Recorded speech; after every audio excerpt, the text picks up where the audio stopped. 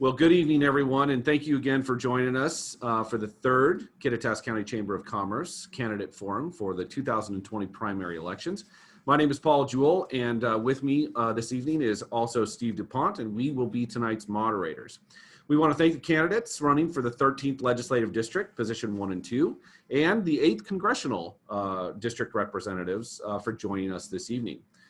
Now, the time limits for candidates will be a 2-minute opening statement, 2 minutes to answer questions, and then a 30-second rebuttal if needed and desired.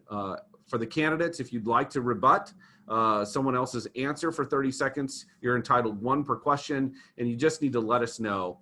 You can do so by just kind of giving us one of these, or using the raise your hand button, or putting, like rebuttal or rebut please in the chat box, and we'll be looking out for that, okay? Let's see. You will also be allowed a 90-second closing statement at the conclusion of our forum. Gemma from the Chamber will be keeping time for each candidate by holding up signs for 30 seconds left. And when time is up, she's holding those up now. Is anybody having any trouble seeing those? Okay. Emily will be filtering additional questions from Facebook and Zoom comments, and we'll try to get those answers for everyone if we get appropriate questions. We do have a list of questions that we pre-prepared for the candidates, but none of the candidates have seen them. And finally, we ask that all candidates and the audience please be courteous and respectful to one another, okay? Any questions about any of that before we get started? Okay, everyone is ready to go then. We're gonna go ahead and start with the 13th Legislative District candidates. And then for opening statements, and then we'll move over to the 8th Congressional District candidates for opening statements. Let's go ahead and start, since Representative Ibarra, you were the first 13th Legislative District candidate to arrive tonight. Let's go ahead and start with your 2-minute opening statement. Thank you, Mr. Joel. My name is Alex Ibarra, and I'm from Quincy, Washington. I'm the current state representative for District 13. This is my second, I've gone through 2 sessions so far, and so as most of you may know, I do represent Kittitas County, Lincoln County, parts of Grant County, and parts of Yakima County.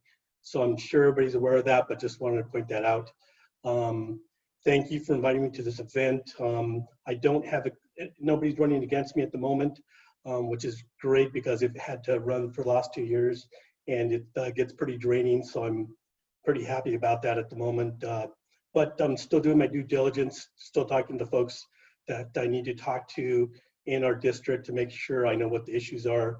If I get lucky enough to win again and get back to Olympia, I want to make sure that I am representing our district as best I can. Thank you. Thank you, Mr. Ibarra. Let's move over to Representative Dent. Representative Dent, 2-minute opening statement. Well, thank you, Mr. Jewell. I appreciate it, and thank you for hosting this event. The only thing that I regret is we're not there in person. It's much more fun to be there. But my name is Tom Dent. I am the sitting state representative for position 1. I have lived in the Columbia Basin almost my entire life, and I'm presently married.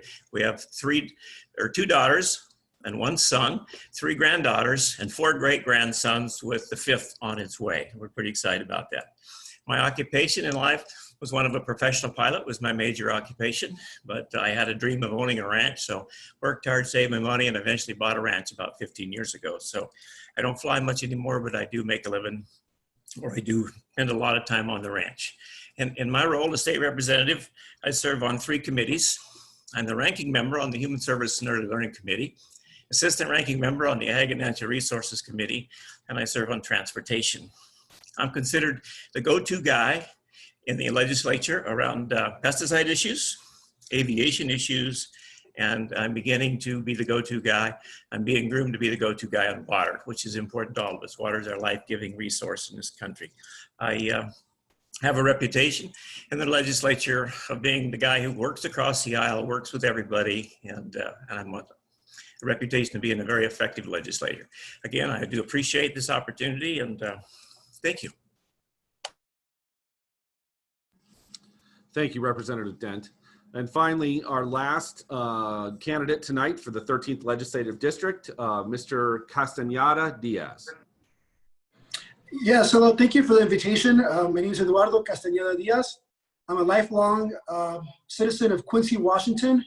I'm a Washington State University graduate where I studied Spanish and criminal justice. In 2015, I enlisted in the U.S. Army National Guard, and I've been serving for 5 years as a combat engineer. Currently, I serve as a farm worker justice intern with the Northwest Justice Project, where I'm helping farm workers across not only Central Washington, but Washington to respond to COVID-19 cases in response to employment abuses. My background is in immigration law. I've helped undocumented children, women who are victims of domestic violence, in obtaining asylum in the US. And I'm running as a 27-year-old who is set on inspiring my generation to take action in Central Washington and to be involved in their political processes here in Washington State.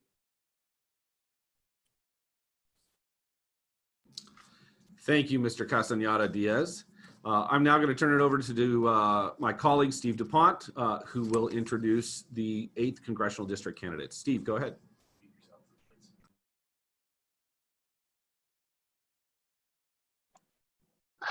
Well, hello, everybody. Steve DuPont, the other moderator here. Our first question for our candidates for the congressional seat is, if elected, what will your top, we're doing the opening statements first.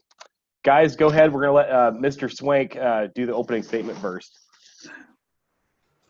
Good evening, and thank you for allowing me to be here tonight. My name is Keith Swank, and I'm running for the 8th Congressional District. I'm a United States Army Airborne Infantry veteran, and I'm a 30-year veteran commander of the Seattle Police Department. I'm still currently employed there, and I'm the captain of the Metro Special Response Section, where I oversee SWAT, Arson Bomb Squad, Harbor Patrol, and K-9 unit. I've been wearing a uniform my entire adult life, defending America and our communities, and I want to defend you and your values in Washington, D.C. I am a Christian, pro-life, pro-Second Amendment, pro-military, pro-law enforcement, pro-President Trump, constitutional conservative. President Trump made promises to us when he was elected in 2016, and his signature promise was border security. It's imperative that the federal government provides security and safety for our citizens. So therefore, a physical border wall is necessary on our southern border. Every year, over 60,000 Americans die of drug overdoses, and most of those drugs come across our southern border. So we need a southern border. We need a wall on our southern border so that we can stop the drug trade, drug cartels, violent gangs, and the human trafficking that's having devastation on our country and Mexico from coming across our border. Secondly, the left is continuously attacking our Second Amendment rights. We need to have staunch Second Amendment supporters in Washington, D.C. Our founders were very wise when they wrote the Second Amendment. They didn't write it so we'd have the ability to hunt and protect our family. That was a given. The Second Amendment was written so that we, the people, would have the ability to keep an overbearing, tyrannical government from putting its boot on our neck and imposing its will on us. And as you can see what's going on through America right now, it's more important than ever for us to exercise our Second Amendment rights. Lastly, because of President Trump's leadership, we are energy independent for our first time. We have more fossil fuels and more energy in America than any place else in the world. And we have enough to export and provide well-paying jobs for American citizens. It makes no sense for us to ever buy oil from foreign countries that use that money and turn around to fund terrorism. COVID-19 has shown us that the importance of bringing manufacturing back to the United States of America. It's imperative that we start manufacturing or ramp it up. We have the ability, the technology to do that, and we need to make sure that we do, because it makes no sense for us to buy gadgets and our medicine from China that turn around and use that money to fund our war machine. My name is Keith Swank. My initials are KRS. I'm running to keep the Republic safe. You can learn more about me at keithswankforamerica.com. You can follow me on Facebook, Keith Swank for America. I'm also on Twitter at Swank, the number 4 America. God bless you, and God bless America. Okay, thank you, Mr. Swank. Before we go on to the next candidate, Gemma and Emily, are you listening? You're holding the signs up for the time isn't working because the screen doesn't go to them unless you make a noise. So Mr. Swank got a little bit extra time there. We need a new system for how we're going to do the time. Okay, with that being said, we'll move on to Mr. Salibio for his opening statement. Perfect. Hello, everyone. My name is Dave Salivio, and on the ballot, you'll see me as a Trump Republican. So what's a Trump Republican? I'm so glad you asked. It's simple. A Trump Republican thinks like Trump, not like a politician. And most important, a Trump Republican puts America first. I gave President Trump the full benefit of the doubt. He has not failed yet. I believe President Trump is going to rebuild our economy bigger and better. But Congress needs to be part of the solution, not the problem. See, Trump is fighting with one hand tied behind his back. So the congressional candidate that you elect in 2020 will either make his job easier or difficult the next 2 years. So if I'm elected, I will do whatever it takes to help Trump succeed so everybody prospers. So to my fellow Trump Republicans, there are a few of you out there, and disillusioned Democrats, make no mistake. This election is a fight for liberty and freedom. It's almost like 1776 all over again. Remember, my fellow patriots, we are American citizens, not subjects, not cash cows. Again, we're American citizens. Please visit my website, alltrumpdave.com. Thank you.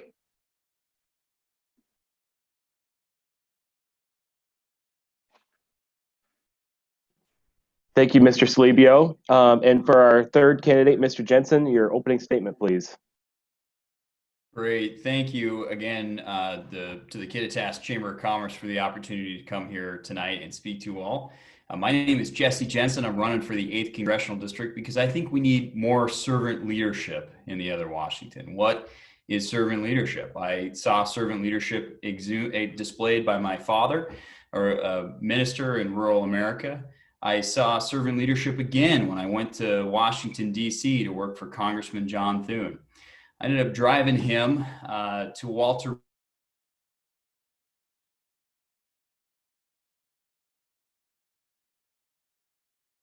This was a young man who had deployed to Iraq and unfortunately had stepped on an IED, was catastrophically wounded, but all he wanted to do was to go back to Iraq and serve with his guys.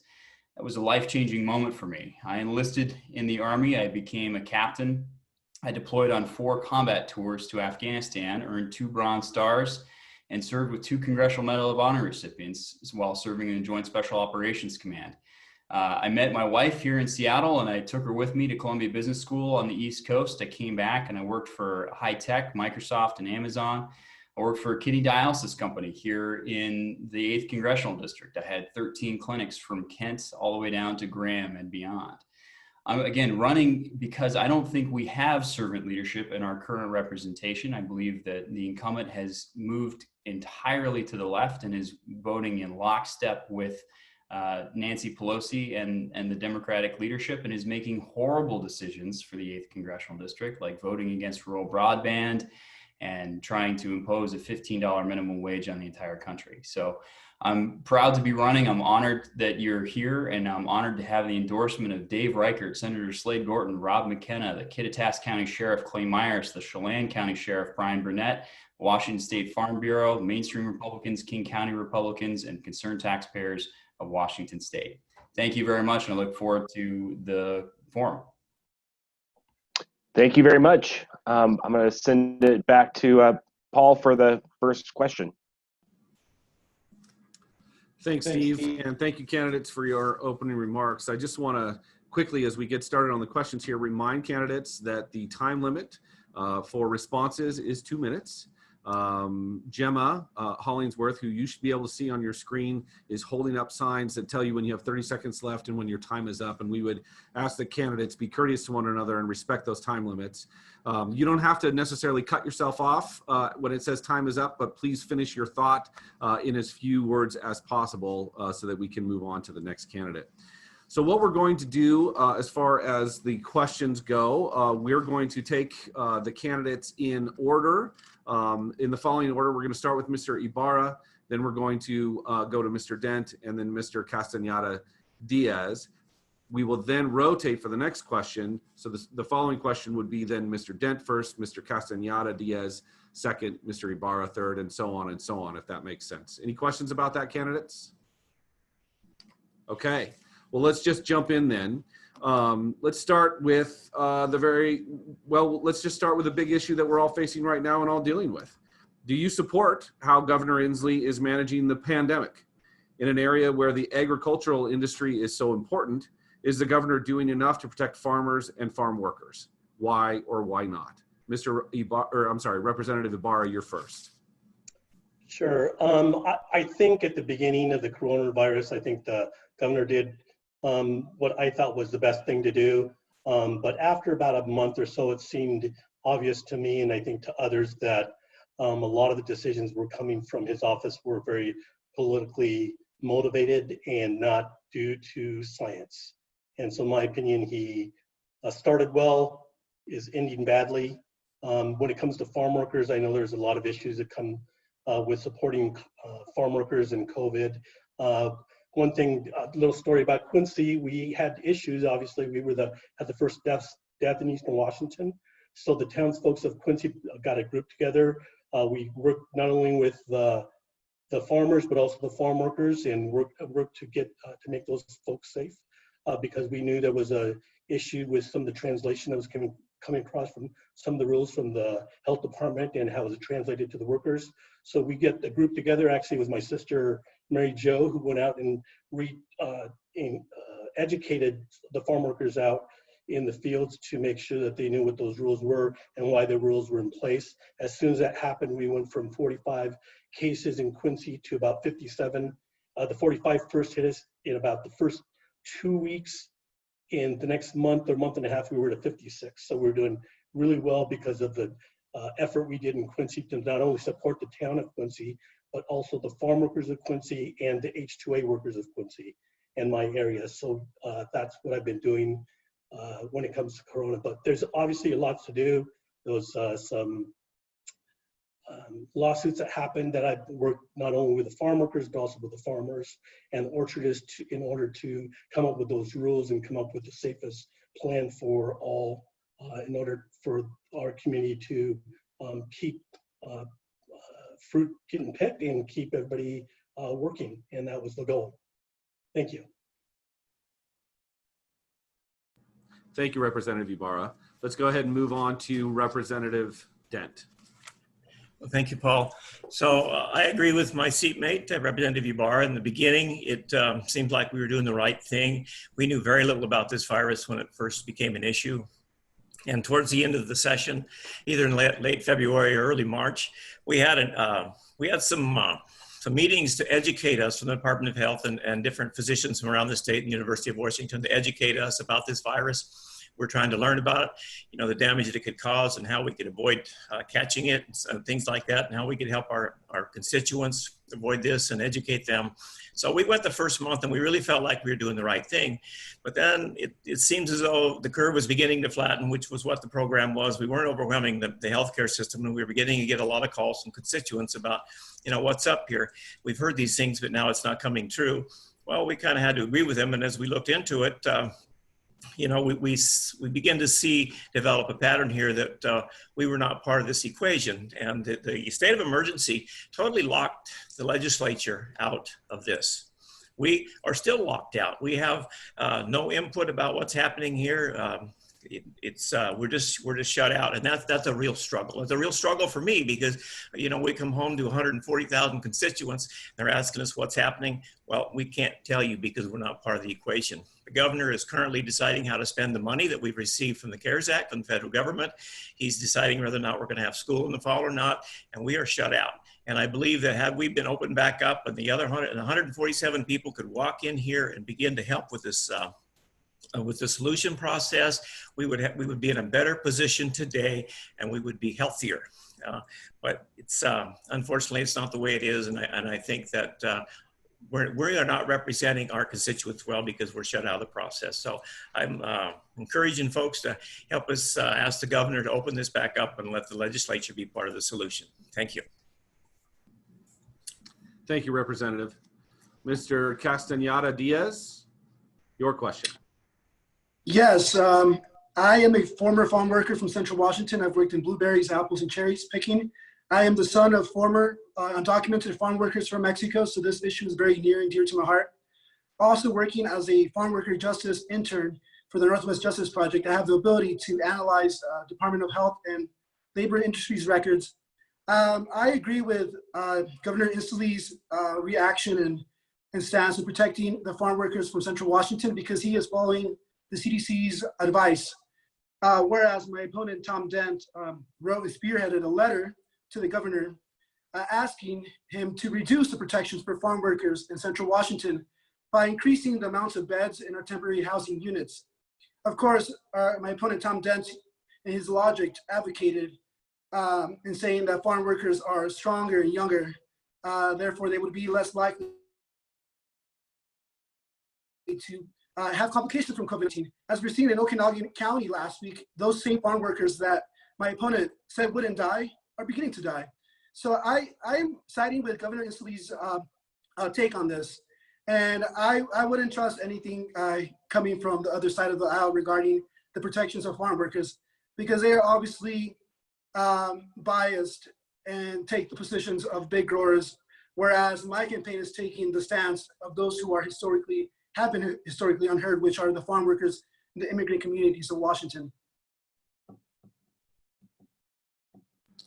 Thank you, Mr. Castañeda Diaz. I'll now turn it over to my colleague, Mr. DuPont, for the other candidates. Okay, here's the real first question. We'll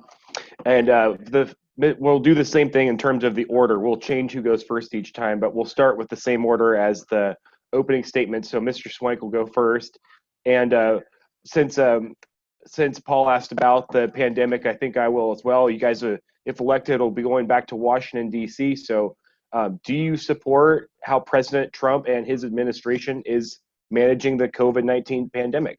Why or why not? Mr. Swank? Yes, thank you. I agreed with how everything started out because the virus was foreign to us and we didn't know about it. But I can see by everything I've been reading and learning about it that the scientists have been changing their opinions and their minds on it all the time. So this is what I know about this. By looking at the CDC number of deaths, the number of deaths at this time this year has not increased over last year. So one of the things that's not true, or we don't know about the numbers of deaths from COVID-19 is how many people died with it versus how many people died from it. And we can see by Governor Cuomo of New York, he added 3,000 deaths early on in the death count, said, well, we don't know for sure, we're just adding them on there. So this is what I say about COVID-19. We need to open up our economy. We need to open up our businesses, specifically here in Washington State. We understand that this virus affects the elderly people and people that have immune deficiencies. So we should make sure those people are protected, and they can be best protected by staying in their house, and family members and friends should stay away from them if they're afraid to pass the virus on to them.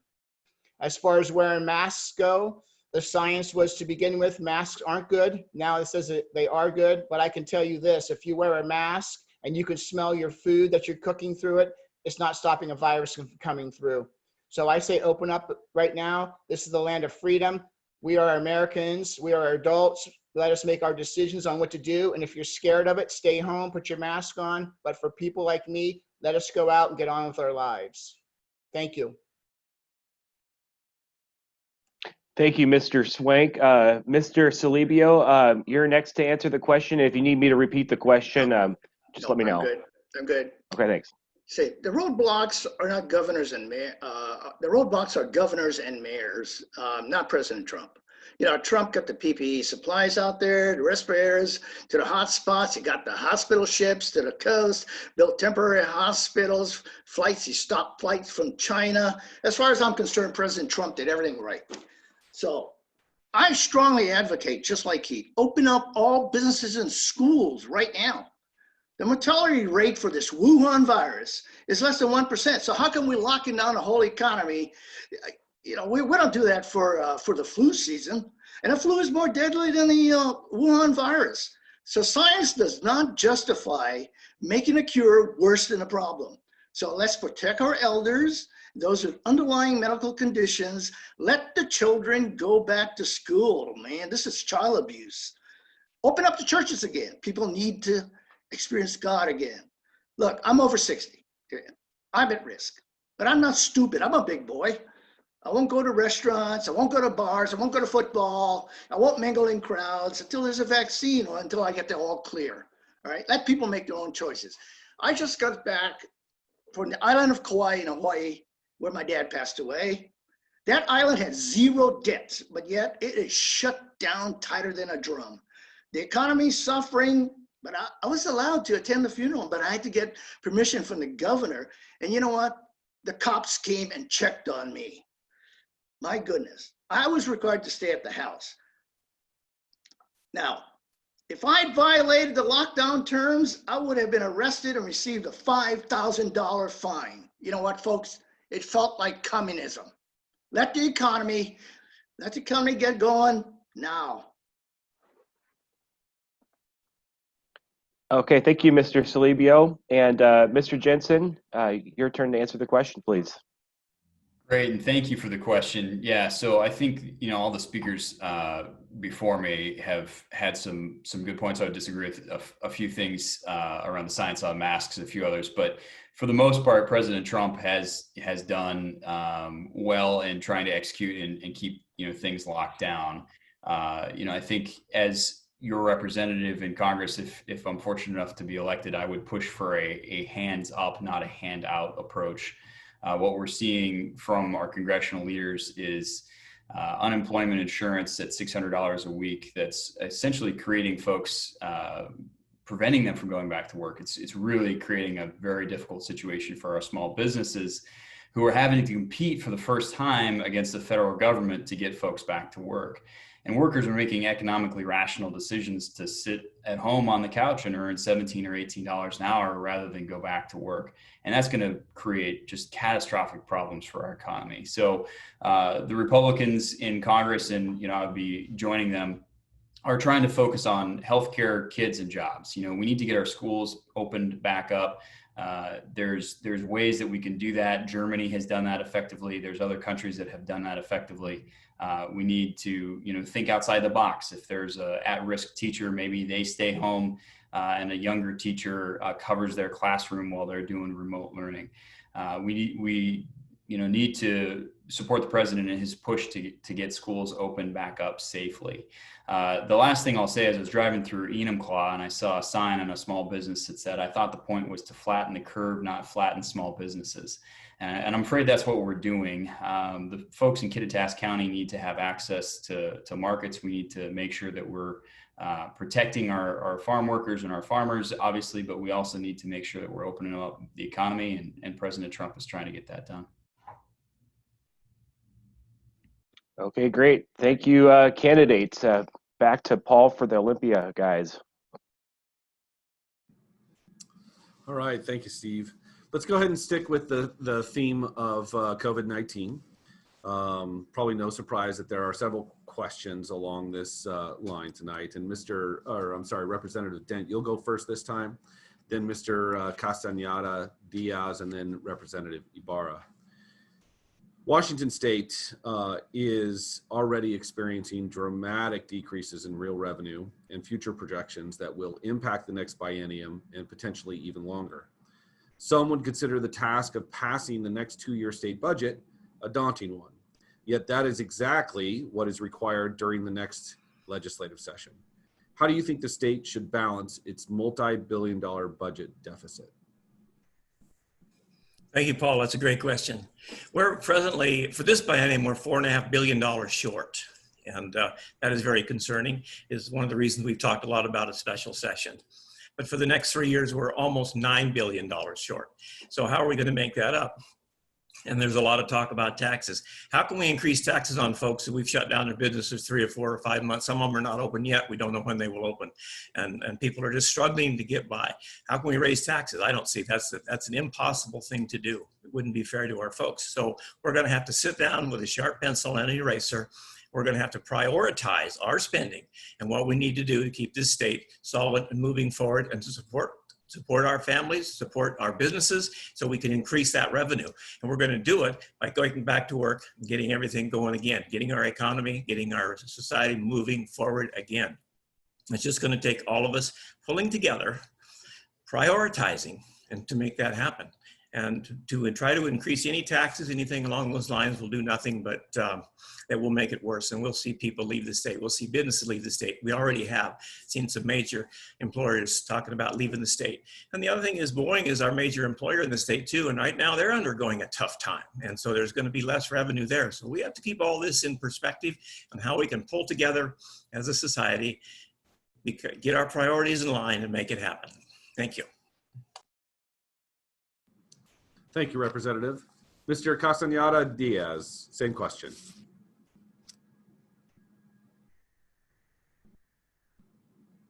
Hello. Yes, I believe we need to implement first a capital gains tax on the wealthy, as well as a progressive state income tax on the mega wealthy in our state, so that the low income and middle class families in our state are not holding the majority of the stress in the tax system in our state. As we know, Washington is ranked 49th, one place from last in the National Tax Fairness Index. That is because low income and middle class families pay a higher proportion of their income into our sales, local, and property taxes, whereas higher income families are not paying their fair share. As we see in the west side of the state, some of the richest companies in the world operate out of the Seattle area. And I believe it's time that they pay their fair share into our tax system. It's time that they contribute to our schools and our roads and our economy to get it back running after this pandemic. Of course, my opponents from the other side of the aisle will say they want to impose more taxes on low income and middle class families, but that's not the case. First, they are funded by multinational corporations, the same ones we speak of. So I believe they are biased when they make their opinions. As a campaign that is only people powered, that is not taking any corporate PAC or corporate money, I want to help low income and middle class families. And I believe the way to get out of this hole is to have the mega rich, those who have been making 50 billion plus in profits during this pandemic. And yes, I'm looking at Jeff Bezos, who increased his wealth by 33% in the span of 4 months, while the rest of us are nearly starving on the street. And anybody can tell you that that's not fair, and it has to change. Thank you. Representative Ibarra, same question. Sure. So I guess the way I would kind of look at it is over the last 2 years I've been in session, which is my first 2. What I remember, my numbers may be off a little bit, but even this last year, there was an excess of $2.4 billion that the Democrats on the other side decided to spend. They could put it in the rainy day fund, but they didn't. They also rose taxes another, if I'm not mistaken, again, don't quote me on the numbers, but another $2 billion. $2 billion. I mean, so we're talking $2 billion on top of what they already spent. They just kept spending and spending. We don't have a tax problem, we have a spending problem. And over the last 2 sessions I've seen, it's been probably about $4 billion to $5 or $6 billion of new taxes coming in. So I'm not going to tax our people, the state of Washington, anymore. Those new programs that came in, the new bills that were rolled in this year, could have easily been stopped. And that $2.4 billion that was spent that hadn't even started yet could be stopped right away. So that's $2.4 billion. Then we get some of the rainy day fund in order to come up with those other values. Maybe not the whole thing in this biennium, but we can spend some of it in order to get the $4 billion this biennium. Then we start working on the next year. But since I've been there, it's been about $4 to $5 to $6 billion worth of taxes. Thank you. Thank you, Representative Ibarra. Now I'll turn it back over to my colleague, Steve DuPont, for questions to the other candidates.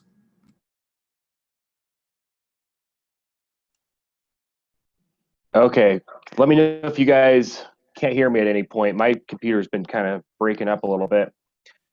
So next question, as you all know, Washington, D.C. Congress right now is deliberating over a pandemic relief package that would go out. And being that there's finite resources, they have to make decisions about what priorities you would include in a $1 trillion spending bill that to help the American people. So if you were in Congress and were weighing in on this bill, what would you make the highest priorities for federal spending in an aid package? First person to answer this time is Mr. Solibio. I'm not in favor of another stimulus. It's just going to add to the national debt. What I would be in favor is more of a target approach. Okay, for an example, help out the post office. You know, there was a $10 billion emergency fund to keep the post office afloat. I think the post office is essential. So I would stimulate the funds for the post office. The only other thing that I would be in support of, as far as along the lines of a stimulus, is one, liability reforms for businesses, small businesses, because we got to open up our businesses. So let's give them some liability reform. Also, payroll taxes. Let's defer the payroll taxes. You know, that's like a stimulus. And the main thing is we got to open up business. We just have to, because the best way to stimulate the economy is to, number one, you know, focus on manufacturing. And we got to get the manufacturing going, because the manufacturing is a force multiplier. For every manufacturing jobs, and I worked at Boeing, for every manufacturing jobs that you create 4 others. You create 1 in manufacturing, you create 1 in distribution, 1 in service, and 1 in marketing. And so it's a force multiplier. If you want to get to full employment, which then fix all your problems, full employment, all right? You get more commerce, you get all these small businesses prosper, everybody prospers. Open up the economy, focus on manufacturing. Thank you. Okay, thank you very much. Mr. Jensen, you're next. Let me know if you need me to repeat the question. Yeah, could you repeat it, please? Sure, I'll jump through all the context. And the question is, in a pandemic relief package, say you've got $1 trillion to spend on aid, what would you think the priorities should be in it? Yeah, so we need to focus on healthcare, jobs in the economy, and kids, right? So we need to make sure that we have the funding necessary that our health industry can function. We need to get kids back to school. That's a very costly endeavor. And right now that's, you know, falling on our municipalities that have lost a lot of businesses, have lost a lot of tax base, and are really going to struggle in order to open up schools. And then we need to focus on, obviously, jobs in the economy. So we need to get, you know, another direct stimulus payment out.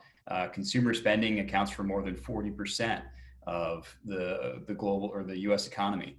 And, you know, this is the Kittitas Chamber of Commerce. We need to have liability protection. We need to make sure that companies don't have to risk being sued. And I would push that liability protection for 5 years is what I would push for. What I can tell you that I wouldn't do is what the incumbent has done.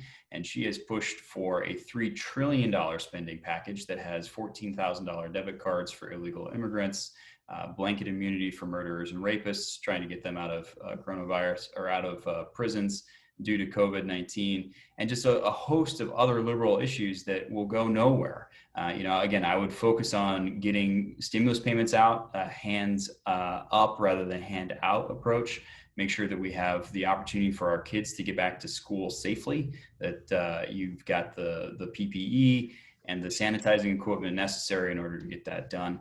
And I see we're coming up on time, but I'd also make sure that we've got, you know, the capacity in our healthcare systems, especially in our rural communities, where that may be problematic because we're losing out on all these elective surgeries and the real money makers for our healthcare industry in rural America. Okay, thank you very much. Mr. Swank, you're third one to go. Thank you. I agreed with the first stimulus package because the federal government shut down our economy nationwide and businesses had to shut and people lost their jobs. But this spending is unacceptable. We are approaching $30 trillion in debt, $100 trillion of unfunded liabilities. We are leaving a debt on future generations right now. I think it's $60,000 per person. These debts are so monstrous that I don't know if we're ever going to be able to pay it back if we continue spending like this. So this is what I say we should do. We should open up our economy immediately. I don't believe the federal government should give out money to people to incentivize them not to go back to work. When you make more money on unemployment than you do working, why would you go to work? It makes economic sense to stay home and collect the money to do that. We need to get everybody back and encourage them to go back to work. I would take care of the payroll tax for 1 year on businesses and on individuals and have a tax moratorium on that to allow people to get back out and spend money in the economy. Because right now there's no spending going on because people are worried about whether they're going to get paid for their unemployment insurance. Business liability needs to be taken care of so businesses aren't held responsible. And we actually need to get out there and stop being scared to death about this virus. It's related to the flu. It's the flu, and we need to go on. We've saved the world twice in America, and we can keep going through this too. So get the schools open, get businesses open, and get back to being Americans. Thank you. All right, thank you, gentlemen, for your answers. Back to Paul. Thank you, Steve. This next question, I believe, Mr. Castañeda Diaz, you are first, then Mr. Representative Ibarra, and then Representative Dent. The question, unemployment benefits have been a major topic of discussion for many state residents who are depending on it right now in order to make ends meet. Many of them have lost their jobs through no fault of their own. Unfortunately, our system has been plagued by cyber fraud that stole millions of taxpayer dollars and has caused delays in payments to those entitled to receive them, placing families at risk. Do you think unemployment insurance should be administered differently in this state? And what would you support as a legislator to change it? I think that as a state, we can handle helping families on our own with our own state budget. I think there will have to be cooperation with the federal government, whoever it may be, whether it be Democrat or Republican, in the coming year, to give monthly stipends to families until they're back on their feet. We can't only depend on unemployment benefits to help families. We should be aiming to help every single citizen and resident of the state, including undocumented residents of our state. And I believe that the best way to achieve normality back in people's lives in terms of economic terms would be to collaborate with the federal government and and build a bigger pool where people can be helped from. Thank you. Representative Ibarra, your question. Paul, could you repeat the question again, please? Sure. Do you think unemployment insurance should be administered differently in this state? If so, what would you support as a legislator to change it? Well, I think it works just fine if you've got all the pieces of the puzzle working well. I think obviously we got hacked. There was folks that came in and took almost $1 billion. We're still not sure what that number is. Took $1 million. In my opinion, I think what the government needs is more cybersecurity. So I worked for Grand County PUD. I did for 15 years, and the last 5 years of my employment I was working in cybersecurity. And we had so many regulations, so many rules in our cyber systems that nobody could break in. In all of the utilities across the United States, there's never been a break-in into any of our systems because of the cybersecurity rules we have in our systems. I think our government system needs the same type of approach, so we don't have any folks that are going to hack our system, get into our system, and use our system against us in order to get those funds. I think what I've seen is unemployment obviously needs new leadership because of what happened.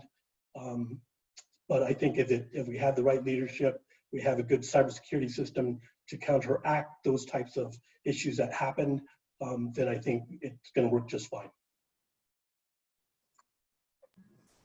Thank you, Representative. And finally, Representative Dent, same question. Well, thank you, Paul. Well, I think our system, the way it's set up, has worked adequately. I wouldn't say it's worked very well. I mean, I don't think it's worked exceptionally well, but it's worked adequately. But we have found some holes in it since we've had this this crisis. You know, we promised unemployment insurance to a lot of people when we shut everything down, and we weren't ready to do that. We were not ready to do that, and these people suffered. And we still have a handful of folks out there that have not received any unemployment benefits for 3.5, 4 months. So, you know, that's unacceptable. I think with today's technology and how we could manage this, we could do a better job. Number two, we could include our employers in there, and they could send information to ESD2 about who is eligible, who is now out of work, who's been let go, laid off, you know, whatever the case may be, to help streamline that process.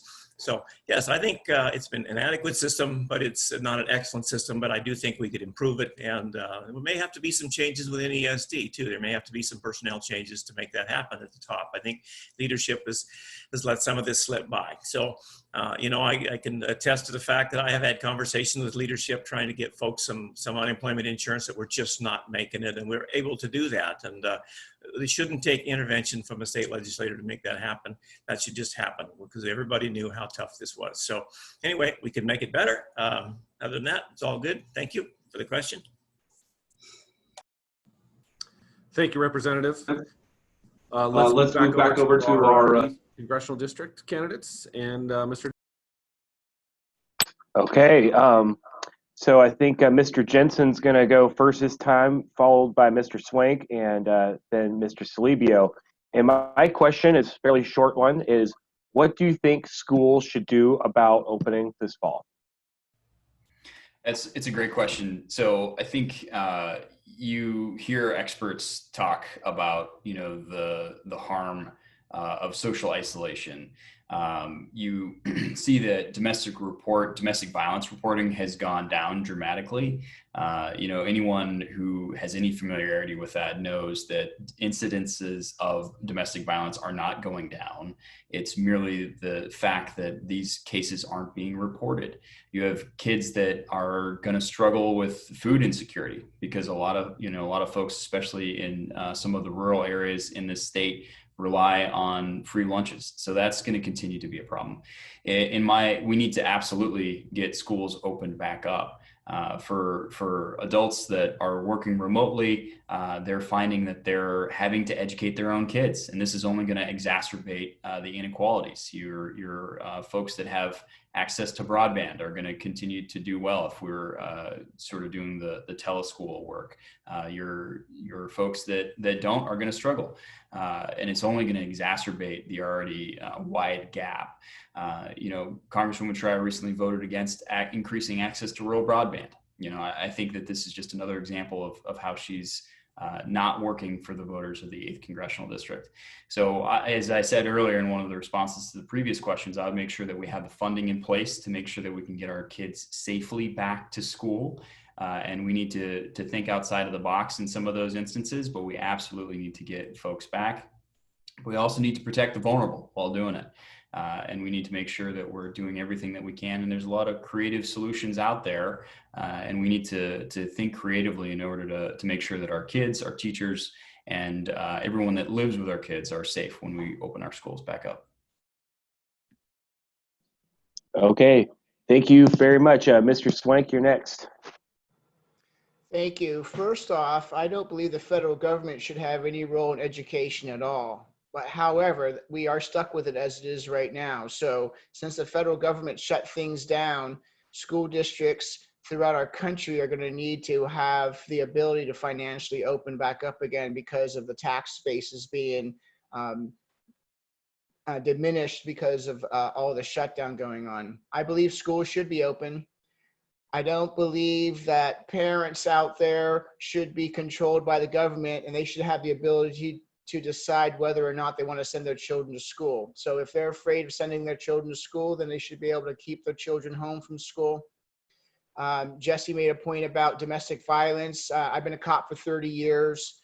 I understand, and I have life experience. When I was a child, I came from a dysfunctional family, and I looked forward to going to school every day. That was my escape from my dysfunctional family. So I understand about all that going on. So we need to open up schools for the health of our children, and make sure that they are given the ability. If teachers are afraid to go back to school, then they can take a sabbatical. If they're not afraid to go back, then they can go back to teach. What I think is going on here too is the media and people have been scaring people so bad throughout the country that everybody's scared of this COVID-19 like it's the Ebola virus on steroids. And we need to get back out there and say the percentage of people dying is very low nationwide. Don't worry about it. But if you are scared, stay home. If you school districts should be able to decide if they want to have the children wear masks, then they should be able to do that. And if parents don't want their children to wear masks, then they can keep them home. I'm for freedom, and freedom means opening up schools, getting America back to work again, getting our people back to work, getting our students back to school, and getting everything going again and getting this economy going again. So that's where I stand on that. Ultimately, if I go to Congress, I will work towards getting the federal government out from the education system, and I want it to be handled at the local level with parents and teachers in the school district. Thank you very much. Thank you, sir. Mr. Salibio? Okay, thank you. Yeah, you know, the science doesn't support keeping kids out of school. It just doesn't. The infection rate, the mortality rate is on the other end of the spectrum. So why are we holding our kids back? They need to get back in school. They're losing learning. You can't make this stuff up. You know, so every day you keep them out of school, that's how you're gonna catch up. And how do you expect a child to wear a mask all day and then to have lunch in the gym or go to school 2 days and then do 3 days online? It doesn't make any sense when the science doesn't support it. I'm going to take an example from Sweden. They opened their school. They never closed down the economy. Their deaths is like zero. It's the curve of mortality. So they ran a study of Finland and Sweden. Finland closed down, kept the students out of school, right? And Finland. And then Sweden kept the schools open. They had the same amount of COVID cases in both. One shut down and the other opened up the school. Open up the school. We need to get our kids back. It's child abuse. Okay, thanks for your answers, gentlemen. Paul? Thanks, Steve. Let's go ahead and draft on that same question. Probably no surprise that we'd want to know how our 13th district candidates felt about this as well. Whether schools reopen is a critical issue for many families now, as we all know, and parents need to plan while children need certainty, stability, and access to a quality education. So, as a elected representative, what do you think schools should do about opening this fall, and who should ultimately be making that decision? And what can the legislature do to support parents and students? I believe the order goes Representative Ibarra first. Thanks, Paul. Good, very good question. Very hard question to answer. I'm on the education committee.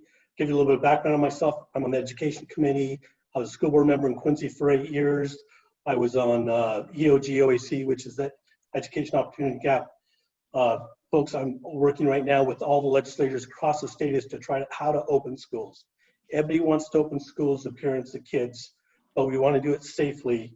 And right now we've got to put most school districts, most colleges have a plan in place to open schools up in the fall. They have that plan. It needs to be adjusted depending on what happens with coronavirus and the cases and deaths and things like that. But the decision making should be done at the school board and the school district level. Obviously, lots of advice and lots of funds needed from the legislature to make that happen. But I do want schools to open. I think it's best for our society, best for our parents that don't have home care. Again, but we do have to do it safely, have to follow those rules from the health departments from across the state. Every school district is different, so we have to look to the health districts in that area. Thank you, Representative Ibarra. Next is Representative Dent. Thank you, Paul. That's an excellent question as well. So I'm working here with some of our school board members here in Moses Lake, and they have the same question, and many of our parents do as well. And they're working with the school board members across the state to take a look, and working also with the medical community. Can we reopen schools this fall, and can we do it safely? And they're working that out amongst themselves. I have been on a couple of their calls. They're working really hard to come up with the right answers. I have to defer to them. They are the folks that it's in their lap, and they were elected to serve, and it's not up to me to walk over there and say, well, I'm elected and then I should take over, because I don't. It's their job, and they're doing it, and I think they're doing an excellent job. I think they want to open the schools. They want to do it safely, and they're working hard to figure out if they can do that. They're working with the medical community and folks that really, really have an expertise in this field. So it's up to the medical, or it's up to our local school boards. Every area in our state is a little different. And if we look at the outbreak of the coronavirus around the state, we can see that. And most of our urban areas, of course, they have higher counts of coronavirus. We get into the more rural areas, and it's different in how it works and how people react, and it all makes a difference. So I think it's imperative that we allow local school boards across the state to make these decisions. Thank you.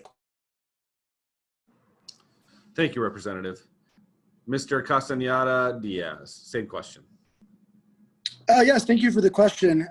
First off, I want to say that Secretary Betsy DeVos has no business leading the U.S. Department of Education.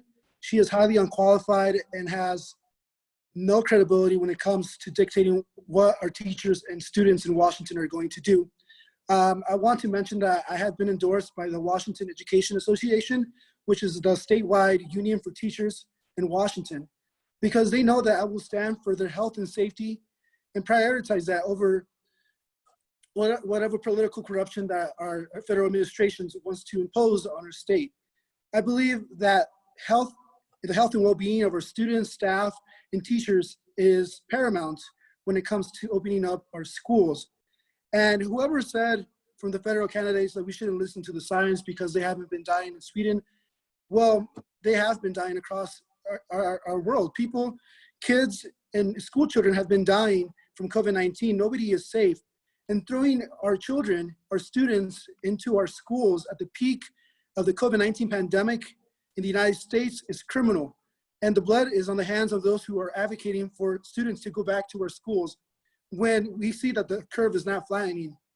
And I want to advocate for online classes for all students until we get the all clear from our CDC and our public health professionals in the United States and the world when it is safe to do that. And it won't be next month, I can tell you that. Thank you. We'll go ahead and turn it over to Mr. DuPont for the next question. Okay. The next question, the order will go Mr. Swank, followed by Mr. Salibio, and then Mr. Jensen. And this question has to do with the concept of police reform. We've been hearing, in the wake of the Black Lives Matter movement, discussions all across the country on the subject. I can tell you that it's almost a for sure thing that's going to happen in Olympia this next year. And there's been mayors around the country sharing their thoughts on it. So if you were elected to Congress, what would be your position on any type of police reform proposal?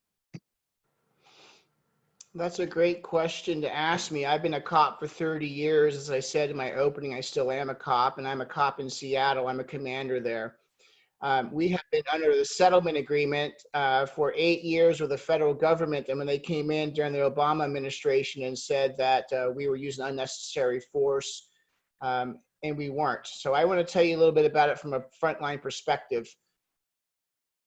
Dealing from Seattle Police Department and West Coast, speaking West Washington State, we are very well trained. We were training in de-escalation before de-escalation was a word. We have been training with crisis intervention individuals, and police are experts at crisis intervention with mental health peoples. We do the hands-on with them when they are completely out of control. A mental health patient that goes to the doctor to see the doctor or the therapist is fine, they're under control. But when we see them at the worst, and we do a very good job of handling them, getting the help that they need. I taught de-escalation and crisis intervention for the Department of Justice around the country for 2 years. I've been to very many states around the country. We are very professional. So as far as reform going and all of that, we'll just go back with the George Floyd with the knee on the neck. We haven't been training that for 20 years. I've been a cop for 30 years. So we know what's going on. Police departments and police agencies hold bad cops accountable. But I will tell you this, if we defund police agencies and the number of cops go down and the pay goes down, we will start hiring thugs who will be out on the street. They won't be professional, and they will be doing street justice out there. So what we need to do is we need to defend the police, not defund the police. We need to give them the ability for us to give the training to them, to keep them educated in the latest issues going on. We also need to make sure that we have less lethal munitions and tools for them to use so they don't have to use lethal force on people.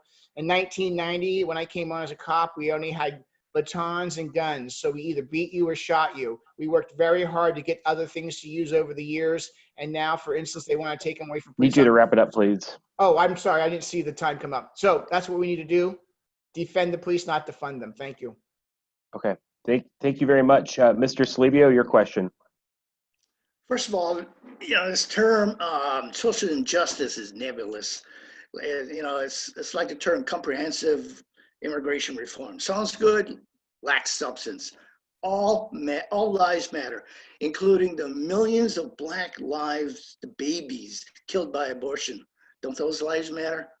So I'm talking about defense of Black pre-born American citizens who were denied life, liberty, and the pursuit of happiness. And what about the hundreds of Black on Black killings in Chicago? Where's the outcry about those people? Now, what happened to George Floyd in Minneapolis shouldn't happen to any American citizen. They're bad cops. Okay, get rid of the bad cops, but don't throw out the baby with the bath. Frankly, I don't care if I sound corny, but I'm proudly stand for law enforcement. Thank you, Keith. I do. An American way, truth, justice. Now back to the organization itself, Black Lives Matter. Now that organization has started off as a civil protest. It's now morphed into a group that's bent on doing away with law enforcement and calling for the overthrow of our country. So the guru for Black Lives Matter is this woman called Susan Rosenberg, and she was sentenced to 58 years in prison. So she's one of their major fundraisers. But she was pardoned by Bill Clinton the last day as he was president. Susan Rosenberg is a supporter of communism. So I'm going to give you some data. In 2019, over 2 million, in 2 million contacts by police, 89 police officers were killed in a line of duty. 29 unarmed civilians were killed by cops. Only 9 of them were Black. So it's nothing systemic. Okay, thank you very much. Mr. Jensen, your turn. Yeah, thank you. So my opponent recently had the opportunity, Kim Schreier had the opportunity to condemn the defund the police movement and to condemn the Chaz and the CHOP, and she decided to not take that opportunity. She voted against that resolution. So Congresswoman Schreier is standing firm with sort of that defund the police movement. And having been on 4 combat tours to Afghanistan, I'm happy to take anyone to Lahore, Nangarhar province, and show them what a defunded police department looks like. It is anarchy. And it's ultimately what would happen in the United States is those that can afford it would hire private security, and those that can't are going to be left at the hands of the criminals. That said, I think we've all agreed that what happened to George Floyd was criminal, should never have happened. If you're an African-American man in the United States, the data shows us that you're 2.5 times likely to be shot by a police officer. So, I think we do need to weed out the bad actors in the police department. There's over 14,000 individual police departments across the United States, and right now they don't share data. So if one person is in fact a bad apple, when you go to another department, you aren't tracked. So I would have voted for the Republican version of the Justice Act that would have sort of created a national registry for bad actors, would have required reporting for no-knock warrants, would have established an effort to try and get police departments to more closely reflect the communities in which they serve. It would have racial bias training, would have increased the number of recruiters in the police department that are members of color. We don't know why, but when we have more folks of color on a police department, it decreases the instances of violent data.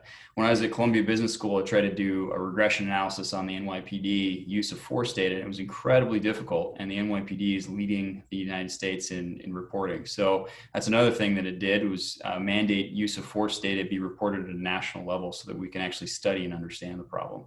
We need to support our police. But at the same time, we can't defund them. We need to increase funding. We actually need to give them more money for body cameras, which is part of that bill. Okay, thanks, gentlemen. Paul? Thank you.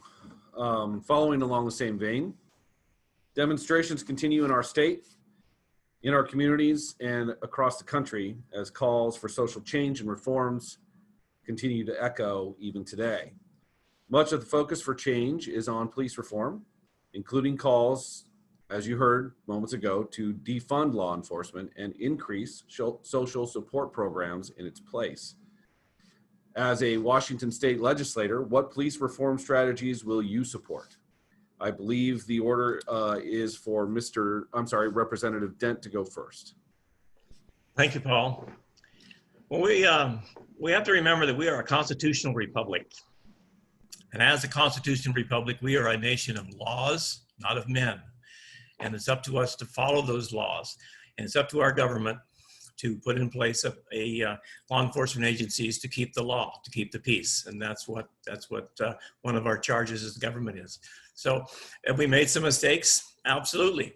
We make mistakes all through life. We all do. But I think that it's what we've seen going on here in the last 2 or 3 months across our nation is unacceptable. This is not peaceful protest. This is violent protest, destruction of property, destruction of people's lives. And that is truly unacceptable. So we need to take a look at some of that and support our police departments. And by the way, I would like to say thank you to Keith too for doing what you do. I understand that. I can see how hard it was. I've never been in law enforcement, but I understand how hard it could be. So thank you for doing your job. But our WASPIC, Washington State Association of Police Chiefs and Sheriffs, have put together several reforms that they're asking us to take a look at. I've read the book, or I've read the letter, and I'm on board with some of these things they want to do, and we're just kind of sorting it out right now. But I'm in favor of making some reforms to make our law enforcement our law enforcement agencies better, and I think that's good to do. I'm on board with that. I'm not on board with defunding the police. I'm not on board with gutting police departments. That isn't going to work. So, thank you. Thank you. Mr. Castañeda Diaz, you're next. Yeah, I stand wholeheartedly with the Black Lives Matter movement. I believe it's founded in a strong resistance of the historical oppression of Black people in America. From the inception of slavery 250 years ago in our country, Black people in America have been oppressed by the dominant group, which has been white Americans, who have collected all the political and legal power in our country. And throughout our history, we see that Black Americans have contributed to our economy, to our military, from World War II to Vietnam. And they went and died for our country. And they came back not to a hero's welcome. They came back to a continuation of Jim Crow and of segregation, and which ended 90 people in this panel were still alive and present and able to protest that in their lifetime. Unfortunately, I'm only 27 years old, but if I was alive then, I would have stood up with my Black brothers and sisters and standing up against oppression. But since I wasn't born then, I have the opportunity now to support the call to divert money from our oppressive and militarized police forces and send that money to rehabilitative programs that can help them in finding equity that has been historically deprived from these demographics due to racism and white supremacy in our nation. And we can do that by funding education, wellness programs, drug rehabilitation, homeless initiatives, as well as other social services. And as a 5-year member of the National Guard, I want to say I have nothing personal against the police. I've served with Washington State Patrols in the Washington National Guard, with local police and deputy sheriffs. Police, I appreciate their service to our nation and to our state. And it's an honor serving alongside them. But the systemic root of the issue can be changed by defunding some of these budgets and diverting that money to wellness programs.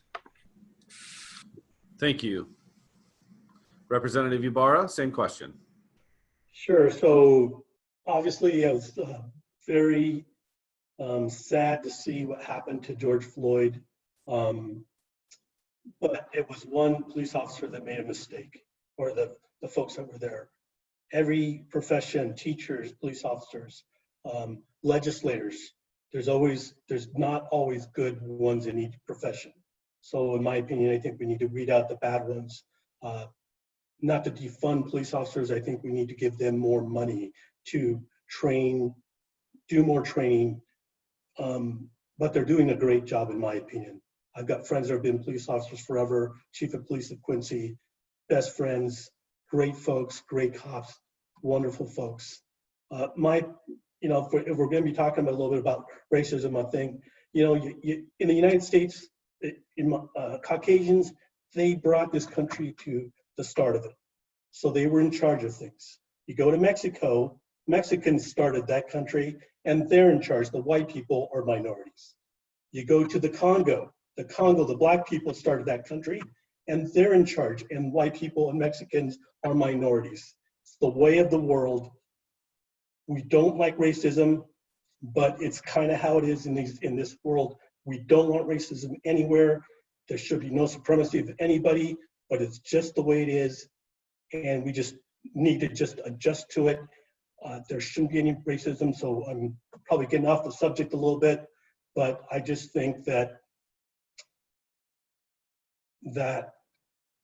we just have to be good to each other. And I think most of us are. I think 99% of the folks that live in the United States aren't racist. I think they're great people. Some of my best friends are black and white and Hispanic. There's some folks that I don't like in any of those races, but in my opinion, most of us are great people, and we should concentrate on that. And the ones that aren't great people, we should do something with, and we should figure out what the best thing to do with those folks are. Thank you. Go back over to Steve for a couple questions to the Congressional. Okay, gentlemen, I want to ask you about the issue of water. Something that's very unique about this congressional district, and I think perhaps unprecedented before the last redistricting, is that your district is half in Western Washington and half over on the east side of the Cascades. And probably the main water issue in Western Washington is it may literally rain on your parade. But over here in Kittitas County and as well as Chelan County, it's a way of life. We live and die by our water supply and irrigation. And so I want to ask you guys, what's your view on the Yakima Basin Integrated Plan and Congress's role in supporting agriculture through water policy? Mr. Celebio, it's your turn to go first this time. Okay, I'm not gonna do the song and dance because I don't know what the problem is. So I'm gonna go find out, but I'm gonna get a focus group and talk to people and find out what the real problem, come up with a solution. Right now, I just don't have the answer. But I want to talk about, this Black Lives Matter and this racial, social injustice. All right, and I can say this because I'm not white, right? White privilege, in my opinion, is hogwash. No one should ever apologize for the color of their skin. Where was white privilege at Lexington, Concord, Bunker Hill, Gettysburg, Normandy, Iwo Jima? Nothing. One of the poorest counties in all of America is in Appalachia. 98% of those people are white. Go ask them about white privilege. It doesn't exist. Anyway, I'll tell you, there's just jerks. You got white jerks, you got black jerks, you got Asian jerks, you got Hispanics jerks. There's just jerks, And there's only 4 things in America. You want to get into the middle class? There's only 4 things you have to do in America. There's nothing stopping you. 1, graduate from high school. 2, don't have any kids until you're married. 3, stay out of jail. And 4, keep a job. That's all you need to do. Nothing stopping you. Okay, thanks for your answer. Mr. Jensen, you're next, and let me know if you need me to repeat the question. Could you? Yeah. What's your position on the Yakima Basin Integrated Plan and water policy in general? Yeah, it's the question for Central Washington, right? The water rights are absolutely crucial to our growers, to our farmers. Access to water is, again, a life and death situation in Central Washington. There's parts of the plan that, I wholeheartedly agree with, and there's parts of the plan that I think need to be tweaked. I've had the opportunity to speak with the Chelan Public Utilities Division External Affairs group there. Hydroelectric produces 60 to 70% of the power in Washington state. They actually have 50,000 folks that draw on their power, and they supply enough power for 1 million households. So they sell electricity up and down the West Coast, and it provides rural broadband access for the folks in Chelan, provides parks and recreation for the folks in Chelan, and it just does an incredible amount of good there. The federal government needs to do a better job of negotiating with Canada. Essentially, we're giving free rent to Canada. The plan had expired. Essentially, we're continuing to pay them millions of dollars a year that we really don't need to be paying. The federal government also needs to interact and interject because Canada has superseding rights. The tribes have superseding rights to the state. And so the federal government needs to step in, and I would be a fierce advocate for growers and orchardists in Central Washington to make sure that their access and their flow to water does not become inhibited. And I would make sure that there's not onerous regulations put on them. I think, President Trump has done a good job in trying to tamp down some of the onerous regulations that we saw from the EPA on the Clean Water Act. So again, we don't need to tear out our dams. Hydropower is an incredibly positive thing for the Chelan Valley, for Central Washington, for all of the state. There are already solutions in place for salmon runs. The Chelan PUD has rivers that go around their dams to make sure that the ecology is not negatively impacted. So we absolutely need to make sure that our farmers, growers have access to water and that that's not impeded by the federal government. Okay, thank you very much. Mr. Swank? Yes, water is the universal solvent, right? And water is life. So, and in Eastern Washington specifically, it's very important for the way of life. We need to make sure that we have water available to irrigate crops. I spent a lot of time up around the Cooley City area where Banks Lake is, which is a water repository there that was designed back in the 40s to be able to irrigate millions of acres of land south of that area. And it's hasn't been built to its complete fruition yet, but what it is we've opened up land in Eastern Washington to be able to provide food for people and feed America. We need to make sure we are consistent with that. Also, dams, the hydroelectric is very important for Washington State, and we have built ways for the salmon to be able to return upstream, and those are still in effect, and the return rate of salmon is very good for that. We need to make sure that that we consult with experts about what is the best way to proceed forward with our water plans. I know that in Olympia, for instance, they passed legislation to make it more and more difficult for landowners to be able to drill wells on their property and things like that. We need to make sure that we take care of that so people can have the ability to use the water that is in their on their property. So I would be working with experts, scientists that don't have political agendas to make sure what our best moves forward are. I don't think that a representative in Washington, D.C. needs to be an expert on everything, but they need to know who the experts are to be able to consult with them, to give them the advice so they can make the proper decisions and make sure that we have the water and the dams in place to make Central Washington workable and livable. Thank you. Okay, thank you, gentlemen. Turn it back over to Paul.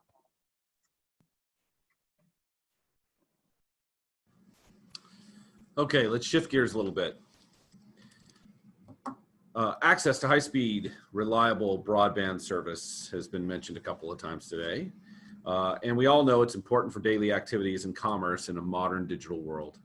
However, it still isn't available in many areas of the state, especially in rural areas. Lack of access to high-speed internet and broadband has also been shown to impact minority communities more significantly and has been pointed to as a major hurdle for student learning in many cases. Should the state invest more in improving broadband infrastructure? Do you think it should be available everywhere? And what would you do, if anything, as a legislator to make improvements to broadband access to all residents? I believe the order starts with Mr. Castañeda-Diaz. Thank you for the question. Yes, I actually grew up in rural Quincy. I grew up about 7 miles out of town on a 10-acre farm with lots of animals. I didn't have internet access until I was 16 years old, until I moved back into town. So I understand the hardships of growing up without internet access or having access to fiber optic or even dial-up. I understand how hard it is to connect with the world, especially in the time when it was developing in the early 2000s. All the knowledge that was lacked from not having access to the encyclopedia of knowledge in the world, such as Google or any other search engine. And I believe that it's time that all low-income and rural residents of our state and the United States have access to reliable and fast internet so that they don't get deprived of these valuable experiences, learning experiences and connections that could develop them into our young scholars to be. And I believe that we can do that at the state level. Thank you. Representative Ibarra, you're next. Sure, thanks for the question. Very important. We all need internet, as we found out from COVID. All our kids need internet. They're at home without internet. They can't do homework. They can't talk to their teachers. So I've been a major advocate. I worked for Grant County QD for 15 years. In those 15 years, Grant County has wired the whole county. We should be done with fibering the whole county in probably a year or two. But at the same time, I've got Lincoln County that is hardly fibered up. There's hardly any internet out there. So I need to get some internet out to Lincoln County and also to Kittitas County. and parts of Yakima that don't have that internet. Those kids are suffering, and it doesn't matter the color of the kid. It matters that the kid, no matter the color, that he doesn't have that access to the internet. That's what the problem is in many cases. It's not the color, it's the internet access. And my goal as a legislator is to bring internet to the entire state. Wherever you live, if you live on a farm, if you live in the center of town, you should have access. High-speed access, not just regular access. I want high-speed access for the entire state. How we pay for it should be a little bit of the state, a little bit of the federal, and also the privates should be supporting as well. So that's, I think, how we do it. Not a lot of specifics, but I think that's what we need to do. Everybody needs the internet, and we're finding out from the COVID that that's essential. Thank you. Representative Dent? Well, thank you, Paul. That's a great subject, a great question. So, and we found out, you know, we worked on this expanding broadband through the rural areas of the state of Washington since I've been elected. Representative Dye and Representative DeBolt have worked really hard on this issue, and they've made some headway, and I've encouraged and supported them all the way, and I will continue to do so. You know, Representative Dye is just passionate about this, and I'm there right behind her, helping her. She just wants this so bad. What happened when we first began the COVID, and I checked in with all of our school districts around the district, one of the things, and as my seatmate said, Lincoln County suffered. They weren't able to help their kids as much as they wanted to because they didn't have internet, and they need that internet. And in the technology in the world we live in today, I think it's very, very important that we expand internet and we make it available to everybody. How are we going to do that? It's going to take a while, but you know what? We're getting there, and we're working because people want it. Our PUDs and our power companies and such will be able to help us quite a lot, and then we're going to have to find other ways to pay for it through state funds and federal funds. But it is very, very important. So I'm on board and encourage the further development of this project. Thank you. Thank you, Representative. Turn it back over to Steve. Okay. This question, Mr. Jensen will ask first.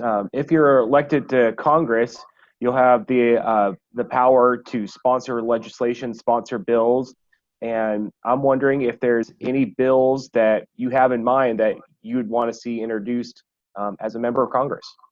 Mr. Jensen? One of the ones that I would start with is, again, rural broadband there in Kittitas County. That's so incredibly important for a host of reasons, but for telehealth, for education, et cetera. Unfortunately, my opponent in roll call vote number 24 in January voted against expanding rural broadband access. So the first thing that I would do on day one is to have a 10% tax on new bandwidth sales for new technology companies that need to buy bandwidth. That would go towards funding rural broadband access. So that's one of the very first things that I would do. The second thing that I would do would be around transportation. We have an incredibly bad traffic problem in Western Washington, and we have a problem with access to seaports in Central Washington. So the first thing that I would do would be to pass a bill that's a federal-private partnership, private-public partnership, to expand the height of the Stampede Pass so that we could double stack train cargo containers in order to get our Timothy Hay to market. And what I would do, and one of the big things that I would push, is to have an inland port here in Ellensburg, where semis could drop off supplies into that inland port, and we'd have direct train access to Western Washington to do a lot of things. Sheriff Myers is one of my endorsers in Kittitas County. He has to worry about hazardous material on the highways. That would remove a lot of hazardous material. It would create jobs in Ellensburg, and it would also decrease traffic in Western Washington. So there's just a host of things, of positive things that could come out of that.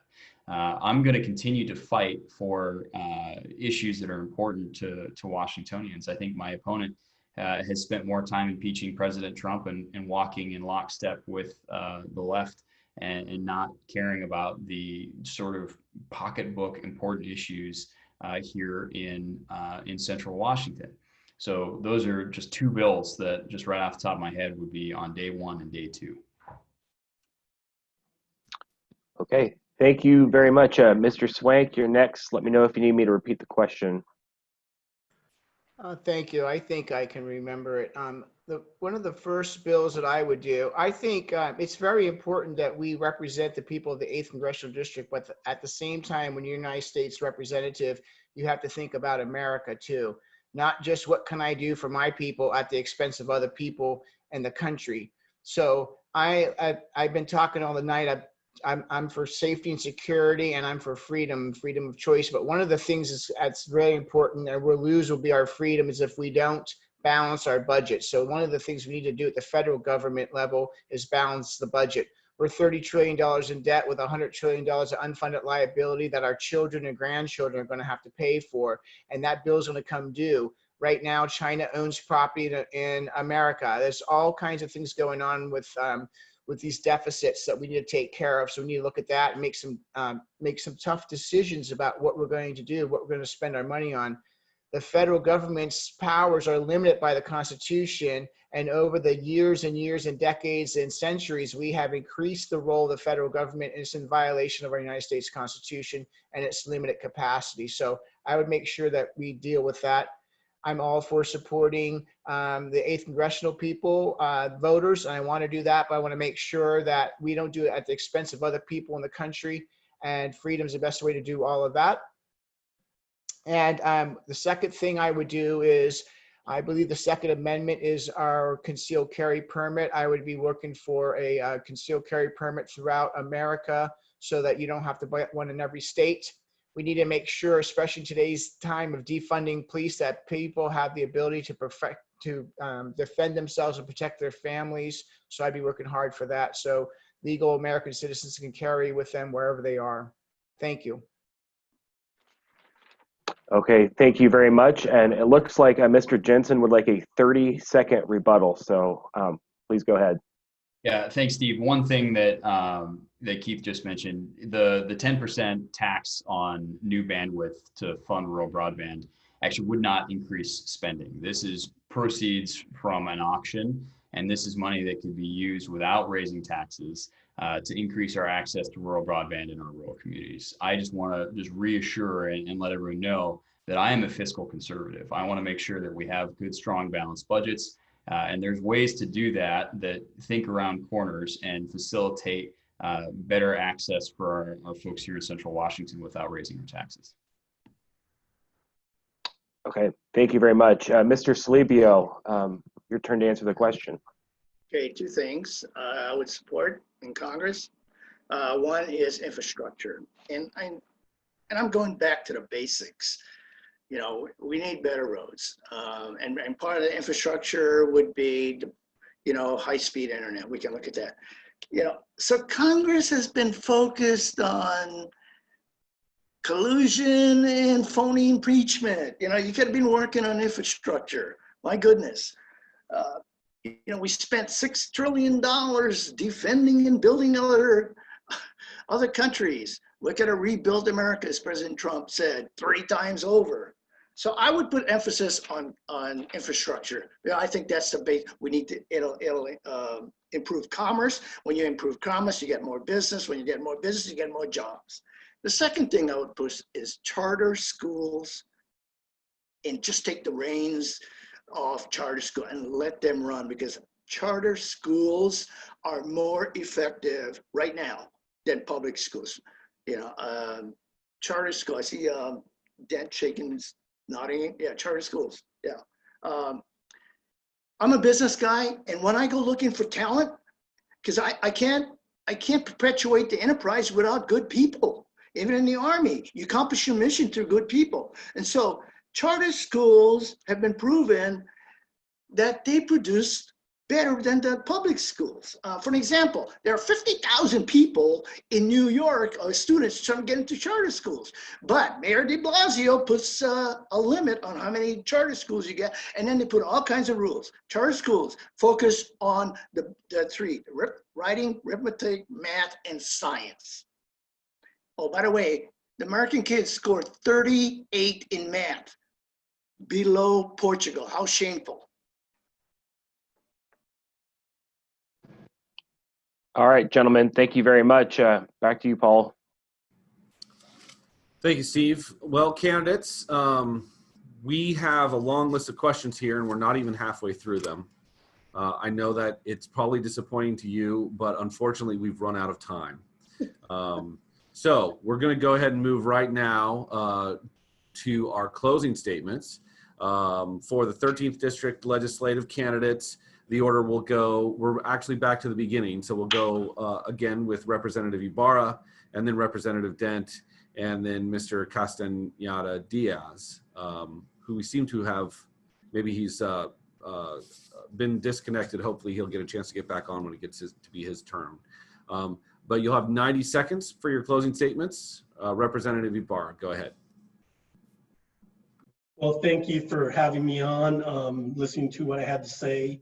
I learned a lot from every one of you guys in this call, especially the congressman. You guys have a big job to do. Again, some of the things I probably should tell the crowd who's listening.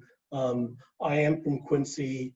I do have a bachelor's degree in mathematics. I have a MBA, worked for a company called Rock Research in Redmond, Washington for 15 years, worked for Grant County PD for 15 years. I'm conservative, love the Second Amendment. I want everybody to have those things. I'm voting the way I think my constituents in this district want me to vote. And I think I'm doing that by the type of election results that happened for me last November. So I was very thankful for all the folks that voted for me at that time. So thank you very much. Thank you, Representative Ibarra. Representative Dent? Thank you, Paul, and excuse me, thanks again for putting this together. I appreciate the opportunity to visit with so many people at one time. I want to end with something that's real near and close to me. Is politics is about relationships. Politics is relationships, and if you're going to be successful in politics, it doesn't matter if you're a county commissioner, a legislator, a congressman, you need relationships. Relationships are not necessarily friendships, but they are relationships and ability to work together, and relationships that have to be built upon trust and respect for one another. And that's what makes it work. So because ultimately we have more in common with each other than we don't. And if we build those relationships, then we can work together. We can get across those party lines, get across the aisle and make something happen that's good. Something I learned early on was you don't attack people, you attack ideas. You attack ideas with better ideas. And I think that's really, really important. It's something to really remember. So this is the most important election that we have faced in our entire lifetime. This is the most important election that we've had since 1864. And, you know, the choice is clear. We're going to define which way this country is going to go, from our city councils to our state legislators to Congress to the president. And it's important. And I'm asking all you folks watching to educate yourself on the issues, on the candidates. And I think you'll find that the choice is very clear. Thanks again for having me. Good night. Thank you, Representative. I'm going to go ahead and turn it over to Steve. If Mr. Castañeda Diaz happens to find his way back. Connection, we'll let him go at the end, okay? Sounds good. Okay, Mr. Swank, it's your turn to go first for the closing statement, please. Okay, thank you very much for this opportunity to speak with everybody tonight. And I want to echo what Representative Dent said. This is the most important election of our lifetime. You hear this every 4 years, it's the most important election, but this really is the most important election. If you're paying attention to what's going on in the nation right now, in all these Democrat-run cities and how the anarchy is breaking out, it's coming to a city near you if they can have their way. So we are voting for anarchy or maintaining the way of American life as we know it. So this is the most important election. As I said before, I'm an Army veteran. I'm a 30-year veteran commander of Seattle Police Department, and I've been wearing a uniform my entire adult life defending America, and that's what I'll do. I'll defend you and your values back in Washington, D.C. I'm not worried about the establishment imposing their will on me or telling me what to do. I've had people throughout my career try to kill me. I've had people shoot at me, try to stab me, so I can't be intimidated by anybody. You understand what my values are. I'm for limited government. I'm for freedom. I'm for getting the government out of your way, to making sure that you are able to take care of your family, provide for your family the best way that you see fit, because you are an American and you're a free person, and you need to have that ability to do that. If the left gets elected, they will continue to come after us and take more of our rights away and impose their will on us. And we need to make sure that we have strong conservatives back in Washington, D.C., that are fiscally conservative, that are socially conservative, that will stand up to the left and not be intimidated by the party when the party does things that are wrong, and make sure that we hold people accountable and do the best for America in the way we see, and make sure that we hold everybody accountable to the same standards. Thank you. God bless you, and God bless America. Okay, thank you. And Mr. Salibio, you're next. Closing statement, please. About 30 years ago, my wife, Wendy, was stricken with progressive multiple sclerosis, the worst kind of MS. Wendy suffered as a quadriplegic, but she hung in there so our kids could have a mom. I raised our 3 kids like a single parent, caring for Wendy and working as a manager at the Boeing company in Renton. Wendy died in 2014, and to the very end, I kept my promise I made to her on our wedding day. You see, I'm old school.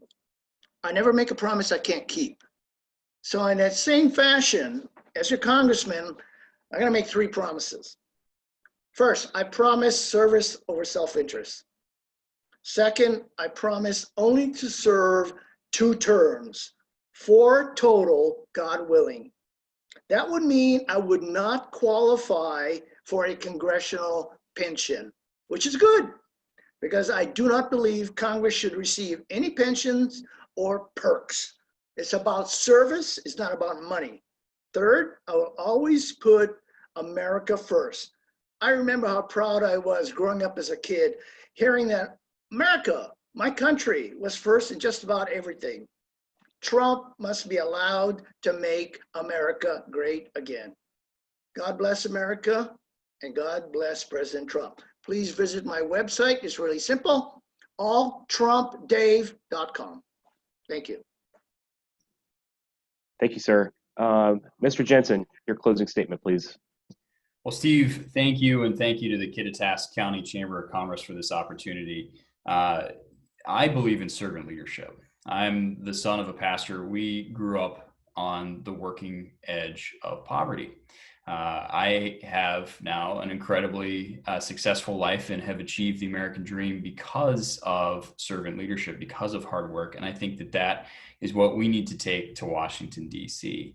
I am proud to have the endorsements of Congressman Dan Crenshaw, Congressman Mike Waltz, Congressman Gallagher, former U.S. Senator Slade Gorton, former Congressman Dave Reichert, former Attorney General Rob McKenna. I've got the Washington State Farm Bureau's endorsement, the Kittitas County Sheriff Clay Myers endorsement, Brian Burnett, the Chelan County Sheriff's endorsement, concerned taxpayers of Washington State. The list goes on. You can check it out at jessejensen2020.com. I humbly ask for your vote. I will be a servant leader in DC. I will represent everyone in Washington State. There's a clear distinction between me and my opponent. My opponent has voted to put a nationwide $15 minimum wage on as her go forward. I will fight for small businesses. I've run $100 million P&Ls. I understand that we need more businessmen in Washington, D.C. So again, I humbly ask for your support. Thank you for the opportunity, and God bless. Okay, thank you very much, gentlemen. Want to give you guys a big thanks for taking the time this evening to speak with us here on the Zoom meeting, and thanks to all our viewers out there on Facebook Live who are watching and engaged in this election cycle. Look at your primary ballot should have arrived, so be sure to get your vote in. And if you're interested in watching the 2 candidates for Kittitas County Sheriff, please tune in tomorrow at 6 p.m. Thanks again, everyone. Have a great night.